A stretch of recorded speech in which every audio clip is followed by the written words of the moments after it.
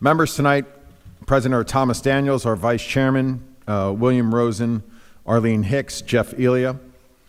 Also present are Amy Goins, South Kingstown Special Legal Counsel, Jamie Gorman, the South Kingstown Building Zoning Official, and Ben Barbera, Building and Zoning Associate. The board is made up of 8 people with 5 regular voting members. A minimum of 4 members must be present to vote.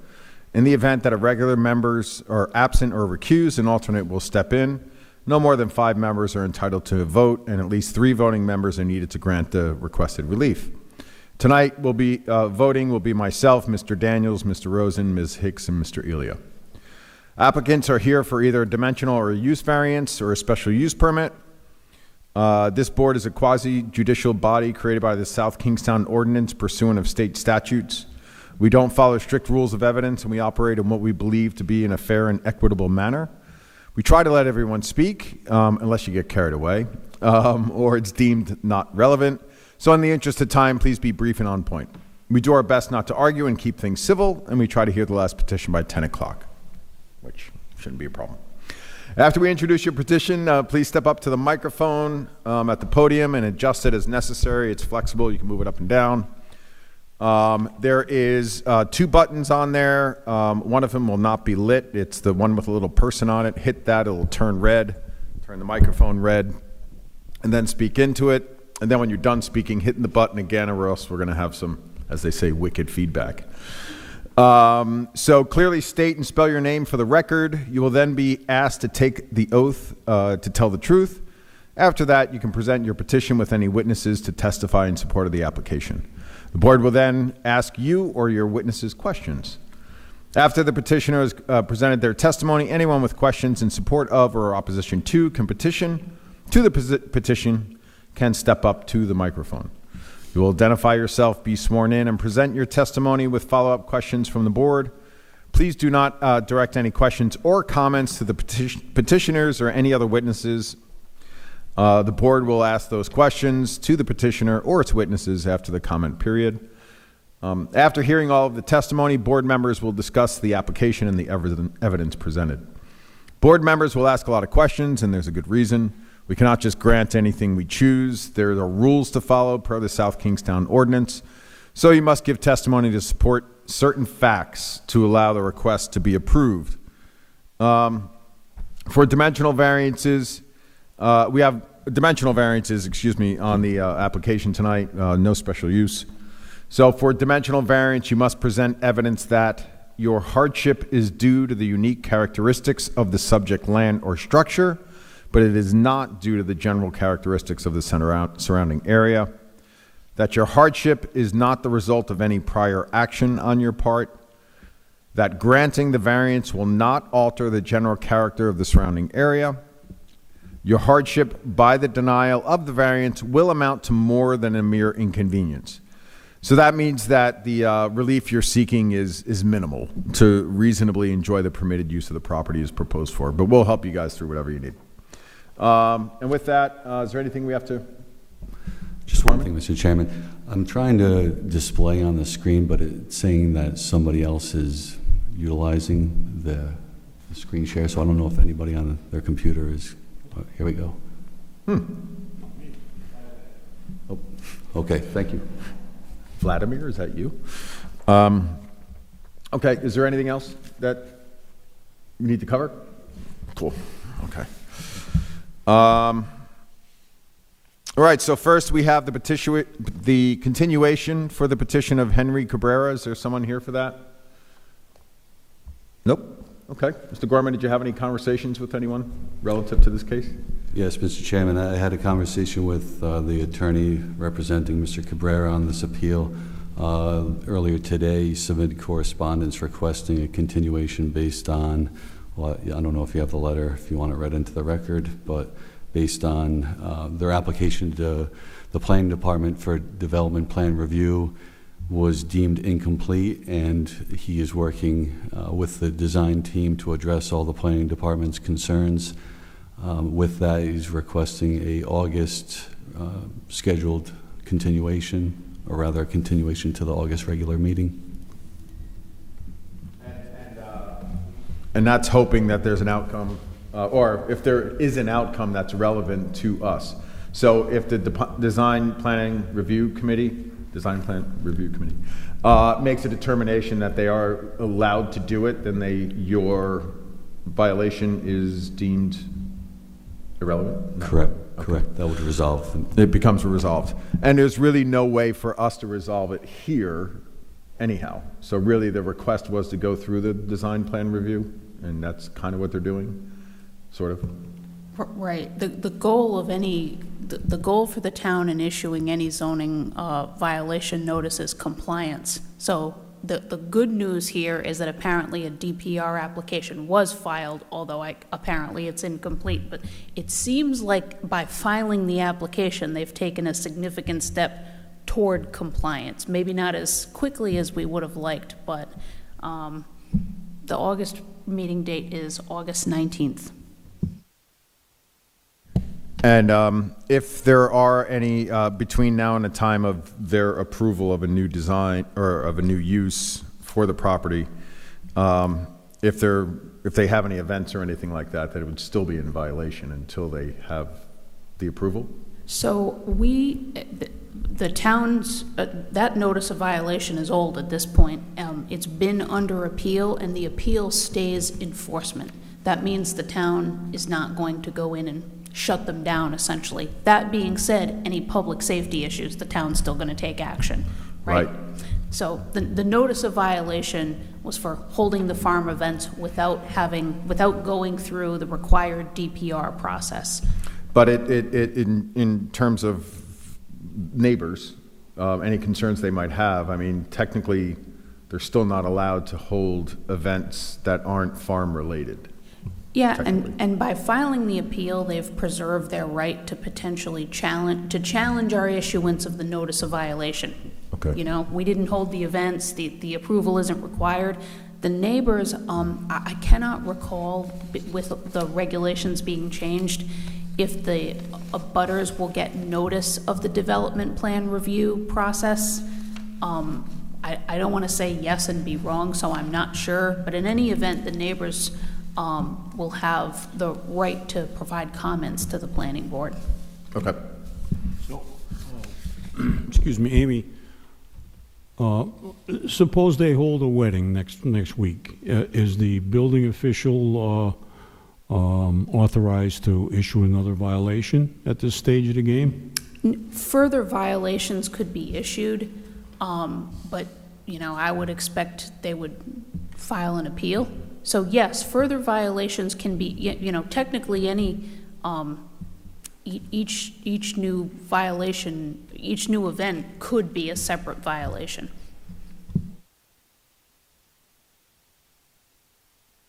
Ask, is there is an extensive objector's letter that appeared today or maybe last month on that subject? So that's part of the record.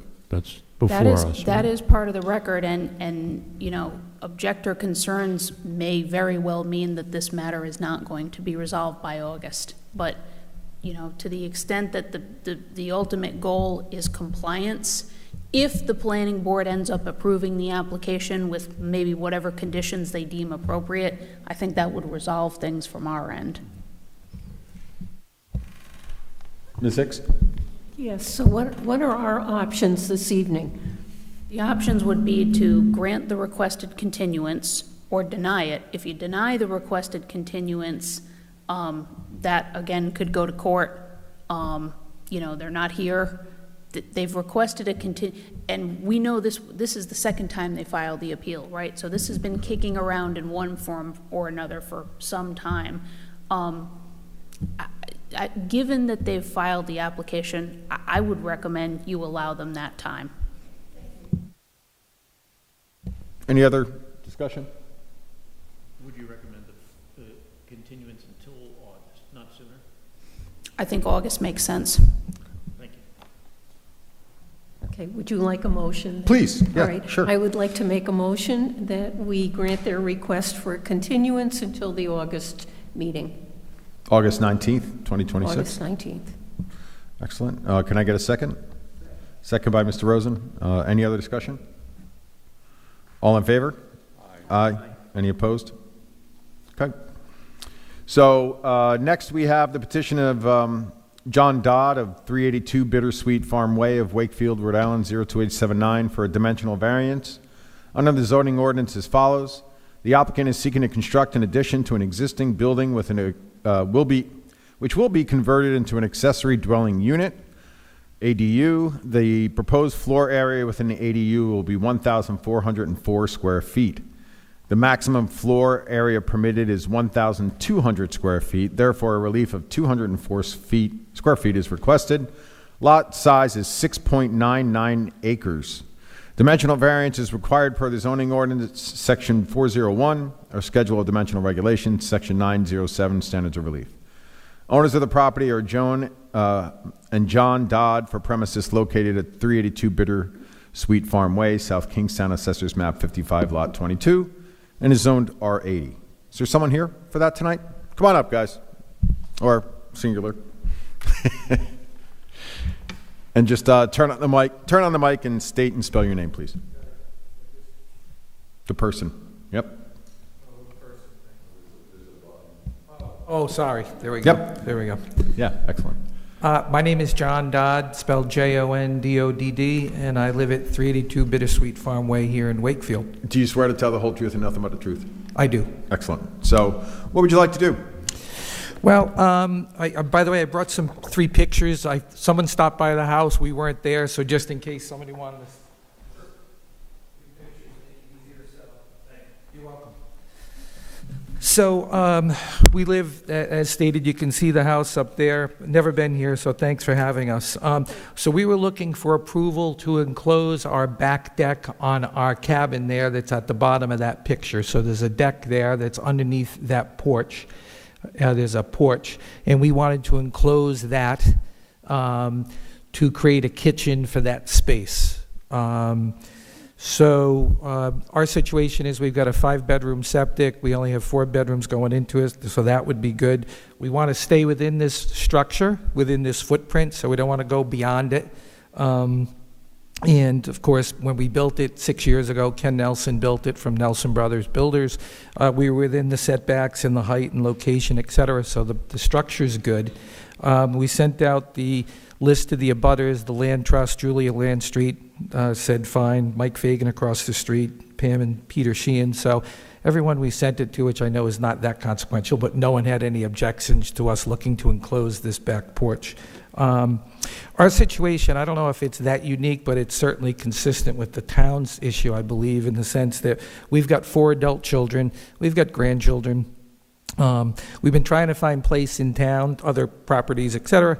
Only put a bid in about 4 weeks ago on a property here in town. We offered full price with no inspection. We lost again.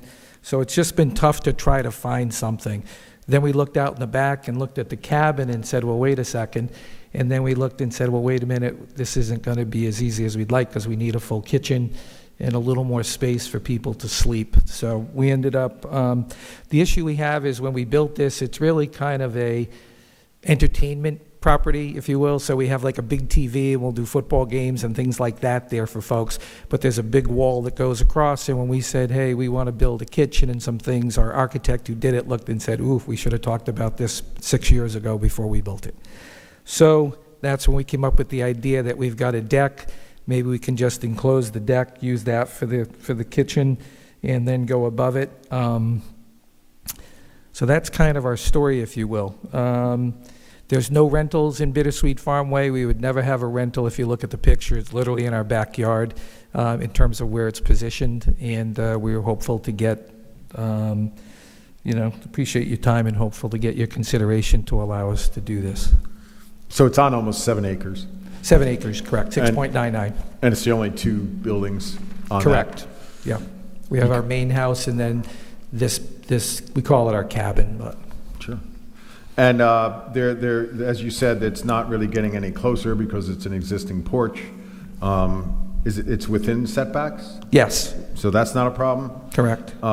There's no height issue that you're No, having we're with under it? the height, yep. We made sure when we did it, when we built it, that we were, yeah. And you have the system in order to handle the upgrade of an extra bedroom? We do, yes, Okay. yep. All right, board members, any questions for the applicant? Mr. Daniels? Chairman. What's inside the cabin at the present time? How's it laid out? Inside the cabin right now are a big dining table that we use for people. We've got a big TV on the wall, and we've got a couple of couches and chairs, and we have things on the wall, Tom Brady jersey, stuff like that. It's really more of an entertainment space, relaxing space for big family events and Patriots and hockey and things So there's like no kitchen, no bedrooms at this point? No, we have a microwave. So when you go back, it's a tiny bathroom, and then we have a microwave with a sink below it. And the plan is, again, to put a full kitchen? Yeah, we want to take that porch in the back, which is like 8 feet across. We've built it, we've never been on it, just one of those things. We thought we'd sit back there, we don't. So we wanted to take the 8-foot porch and then go across it, so 8 feet by 20 feet or so, Okay. and turn that into a kitchen, and then follow it upstairs. Yep. Okay, and then bedrooms up, some bedrooms? Yeah, we wanted to basically turn that upstairs into a bedroom with a wall, so it would be a little more private. It's a loft area right now, so we thought this would allow it to be a little bit So more. are you extending the second floor? Yes, Is so that the that plan? porch, so the porch would basically, with the 8 feet we go out onto the porch would go kitchen, and then above it, that same 8 feet, we would expand out from upstairs. So it would be one 8-foot space out with 2 stories, but then dorm it in. We had it dormered, so it would reduce the square footage a little bit. So the variance that you're requesting is based on the extension of the deck? Is that The what? variance we're requesting is based, as I understand it, is based on, it's 1,200 square feet Yes. was the maximum. This rolls up to 1,404. It's already 14? No, it's not. Right now, it's a little over 1,000. So this would go from a little over 1,000 square feet to 1,404 versus the 1,200 that you would allow with an accessory dwelling unit. So we're really asking for 202 additional square feet over and above the accessory dwelling unit. Right, right. 204, 202, good question. So the, 204, yeah. so the footprint of the building stays the same? Yes, footprint trays the same, yeah. Okay, so so you're asking for the extra to go up, To go correct? up. So basically, take the porch outside and Yeah. enclose it, and Yeah. then go up in that same Okay. space. Correct. Okay, Yep. Okay, so as I understand it, the front porch stays, Front porch stays. and it's the back porch that you would like to enclose and make a kitchen? Exactly. With a bedroom or whatever up above? Upstairs. Okay, Yes. thank you. Thank you. Any other questions, board members? Do your children, do your children appreciate you're giving up your man cave? Did they what? Do your children appreciate that you're giving up your man cave? I hope so. No. No, I'm only kidding. Not on the record in case they asked. That's No, we have, grandkids and so forth, zooming in. It's, better to be there than Zoom all the time. So, but it's a little pricey in town. Yeah, no doubt. Okay. Did you want to add anything else? I don't think so. I think, yeah, I mean, listen, we've lived here for over 30 years. We love all the kids went to the public schools, et cetera. I've never been to this committee. But no, we love the Bittersweet's a really nice neighborhood of folks. Everyone seems to get along quite well there. And, we'd appreciate it. I can add that, but other than that, I think that'll about do it. Awesome. Thank you. Okay. Appreciate it. All Yep, right. you're all set. You can turn off the mic. Okay. Is there anyone out there who wants to speak on behalf? Well, you might want to hear what happens. Did anybody else want to speak on behalf of this petition for or against? No? Okay. It seems reasonable. I mean, based on it's the existing footprint, and they're just going to fill it up for 2 floors. There's plenty of land. Too bad he can't get that .01 extra to get you to that 7 exactly. But it's, it seems reasonable. So, does anyone have any comments or make a motion? I'll make a motion if you'd like. Go for it, Mr. Uly. I'll make a motion to approve the petition of Mr. John Dowd. At a meeting held on Wednesday, May 20th, Mr. John Dowd of 382 Bittersweet Farm Way in Wakefield presented his application. The following materials were entered into record: petition ZBR-26-11, which includes the architectural drawings of Ms. or Mrs. Gail Halleck, Architect, Inc. This relates to Assessor's Map 55, Lot 22, in Zoned R80. Mr. John Dowd was the only individual who spoke on behalf of the applicant petition. There were no individuals that spoke additionally in support or in opposition. The board finds that the hardship from which the applicant seeks relief is due to the unique characteristics of the subject land and structure and not the general characteristics of the surrounding area, and is not due to the physical or economic disability of the applicant, excepting those physical disabilities addressed in 45-24-30.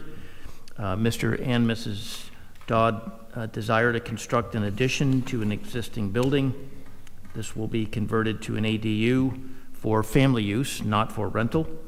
The proposed ADU floor area is 1,400 square feet. Maximum allowed is 1,200 square feet. Therefore, they are seeking relief of 204 square feet. The board finds that the hardship is not the result of any prior action of the applicant. The board further finds that granting of the requested variance will not alter the general character of the surrounding area or impair the intent or purpose of the zoning ordinance or the comprehensive plan upon which the ordinance is based. The board further finds that the hardship suffered by the owner of the subject property, if the dimensional variance is not granted, amounts to more than an inconvenience, meaning that relief sought is minimal to a reasonable enjoyment of the permitted use to which the property is proposed to be devoted, and there are no secondary conditions with this approval. Motion is made by Mr. Elia. Can I get a second? Second. Second by Mr. Daniels. Any other discussion? Mr. Rosen? Aye. Ms. Hicks? Aye. Mr. Cagnetta? Aye. Mr. Daniels? Aye. Mr. Elia? Aye. Motion passes. Good luck. Thank you very much. You're welcome. All right, so next we have the petition of William McGraw of 416 Shannock Road in Wakefield, Rhode Island, 02879, for a dimensional variance under the zoning ordinance as follows. The applicant is seeking to construct a detached garage located 8 feet from the side property line. The required yard setback is 15 feet, therefore a 7-foot relief is requested. Lot size is 1.27 acres. Dimensional variance is required per the zoning ordinance section 401, schedule of dimensional regulations, and section 907, standards of relief. The applicant previously received a dimensional variance for the requested relief, however, failed to obtain a building permit prior to the variance expiration. The owner of the property is William R. McGraw for premises located at 416 Shannock Road, South Kingstown, Assessor's Map 72-4, Lot 23, and is zoned R80. Mr. McGraw, you here? Come on up. Good evening. Well, William McGraw, 416 Shannock Road, MCGRAW. And you swear to tell the whole truth and nothing but the truth? I do. Okay, so you've been here before. I was here December of 24, I believe. I was going to get a metal structure garage put into my property. By the time everything got filed, I called the company up at the first of the year, and at that time, they stopped doing business in Rhode Island. So I was out of a shed, and then I was still trying to find a company. Unfortunately, I put an air conditioning system in my house instead, but now I've accumulated a little more money, and I have found another company that will actually install in Rhode Island. So I'm just trying to get the same variances I had before. If that's acceptable, that would be wonderful. And from what I see here, this is the same plan. It's It is identical. dated 11/26/24. Yeah. Which is right before you came in. And then you were approved on 1/15/25. So this is the same plan. Identical plan. And in terms of the specifications, in terms of the footprint is the same. The exact same footprint, same wind loads, everything will be exactly, I basically sent the exact same thing to the company, and they basically duplicated what I had before, right down to the color. It's basically the same building, but it's still a different company. It's I guess it's like a sub-company, they buy from a second type of company, so it's identical to it. Okay. So ostensibly, nothing else has changed. Nothing changed. Okay. What makes, and just to review, what makes this location sort of ideal for Well, you? on the side, I just put a deck in like 3 years ago. That was like, I don't know, it's like $15,000. And then I have a two-car parking spot now that is asphalt. That is, I usually park my cars, you can see there to the, where I have to, that's pretty much where the garage is gonna go. But it doesn't extend about 4 or 5 feet, I guess, past the asphalt now. Otherwise, I'd have to just take the deck apart. So this is the most logical location for it, because if you put it on the other side of the house, it really wouldn't The be. other side of the house drops down. I wouldn't be able to put it there, unfortunately. That's where the heating and cooling system is, my electrical. Yep. And there's no entrance on that side There's of the house? nothing on that side, no. You'd have to redo your whole driveway and everything like that? I would have to do the driveway and have to fill, the land drops off dramatically. Sure. Probably 7 or 8 feet right down to the little woods down there. So I'd have to backfill all that. I figured the easiest would be right off my kitchen, so I could walk out the kitchen into the garage. Is it going to be attached? No, or detached. Okay. Okay. Board members, any questions? Mr. Daniels? Yeah, I don't have any questions, but I'm gonna make this, I think, easy for Mr. Barbera. Memorialize the previous decision, change the names, change the date, and let's get it done. I think that makes sense. That's kind of what we did last month with the, didn't we have one last month or 2 months ago that was one that had been previously granted and then expired? Yeah, I think tonight the board can simply say, you know, for the reasons stated in the previous finding, if you think nothing's changed. Well, let's make sure, do you want to add anything else to it based on that? Smart. All right, anybody, you're all set then. So thank you very much. Anyone else out there want to speak on behalf of this petition, for or against? Nope. So, okay. So it sounds like that, same conditions. So, Mr. Daniels, you just want to read that in the summary or? Sure. A brief? Based on the zoning board review decision dated the 21st of 2025, the applicant has reappeared because he was not able to get the construction done that we previously granted the variance. So nothing's changed. The testimony is that everything is the same. So I recommend we just memorialize this decision, change the dates, change the people, the board members, and basically this would be the decision of the board. So motion is made. Oops. Motion is made by Mr. Daniels. Can I get a second? Second. Second by Mr. Elia. Any other discussion? Hearing none. Mr. Daniels? Aye. Mr. Elia? Aye. Mr. Rosen? Ms. Hicks? Aye. Mr. Cagnetta? Aye. Motion passes again. Good luck.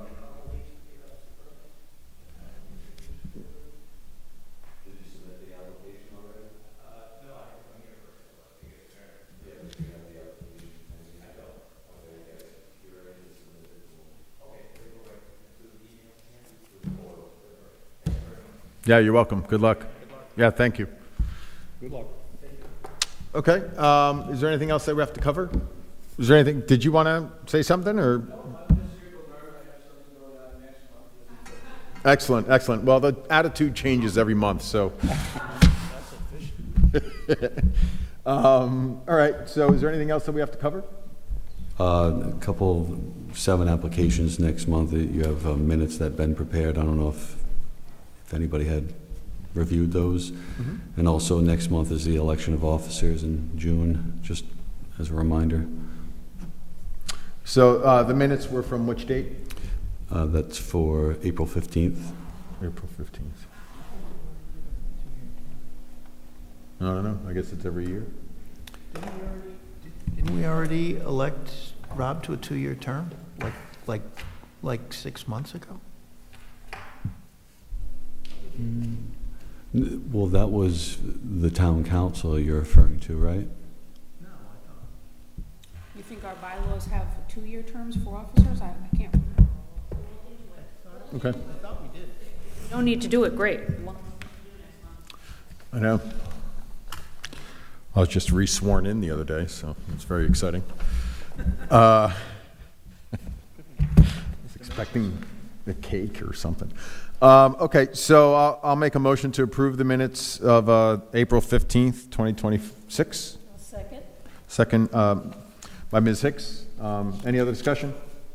Hearing none, all in favor? Aye. Any opposed? Nope. Okay. And we'll find out about appointments. So I'm going to be pins and needles almost. All right. So if there's nothing else, could I get a motion to adjourn? All in favor? Aye. Opposed? Excellent.